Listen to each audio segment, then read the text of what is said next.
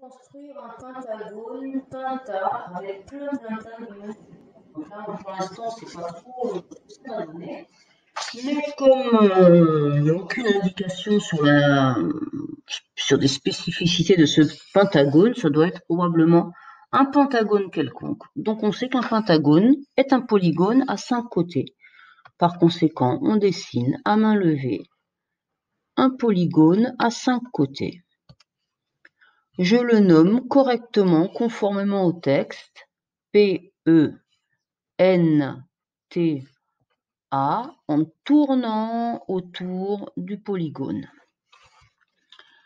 Je porte sur la figure les différentes mesures qui sont données par le texte. PE 3,2, c'est la mesure d'un côté. EN 6,8, la mesure d'un autre côté.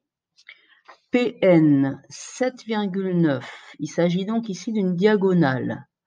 Tout en traçant ça, on réalise que là, il me suffira donc de construire un triangle PEN dont je connais les 3 mesures, ce qui ne pose absolument aucun problème, on sait le faire. TP 7,9 aussi. NT 4,6. Donc là, je vois que j'ai un triangle isocèle en P.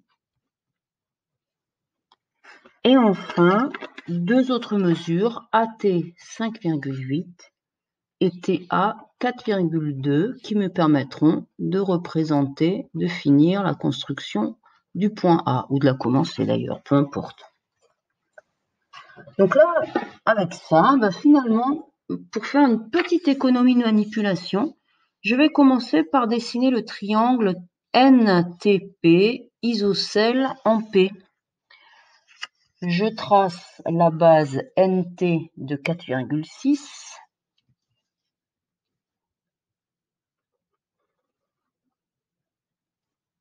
Je marque bien les extrémités parce que c'est un segment.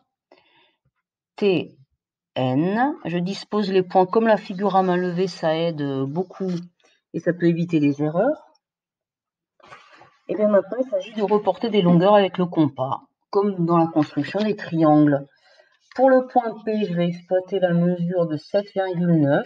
Je prends donc la mesure avec le compas sur la règle 7,9. Je trace un arc de cercle de centre N et de rayon 7,9 et un arc de cercle de centre T et de rayon 7,9. J'obtiens ici mon point P.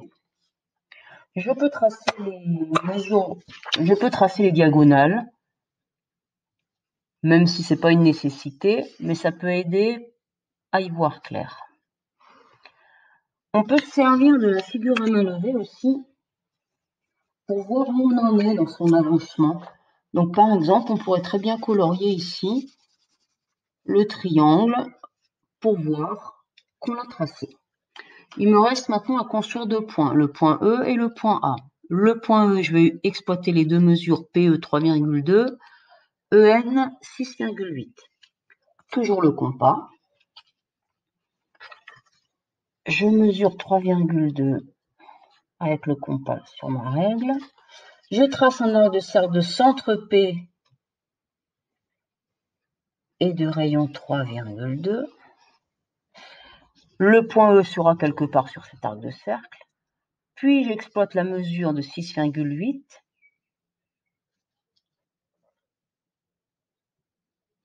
Et là, je trace un arc de cercle de centre N et de rayon 6,8. Ce qui me donne ici le point E. Je trace de suite les côtés pour ne pas m'y perdre par la suite. Il vaut toujours mieux le faire au fur et à mesure plutôt que tout faire à la fin, parce qu'à la fin, on risque de mal relier les points entre eux. Il me reste maintenant la construction du point A. La mesure PA 4,2, une fois de plus, je prends mon compas, la règle, je mesure 4,2, je trace un arc de cercle centre P et de rayon 4,2, puis AT 5,8, je mesure avec le compas Et je trace un arc du cercle de centre T et de rayon 5,8. Par intersection ici, j'obtiens le point A.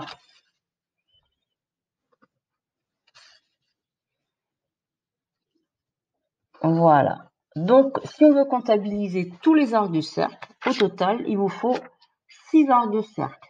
2 pour le point E, enfin, en ayant choisi de commencer comme ça. Hein. 2 pour le point P et 2 pour le point A. Si on avait commencé par un autre segment, les intersections les intersections d'arcs de cercle auraient été à d'autres endroits.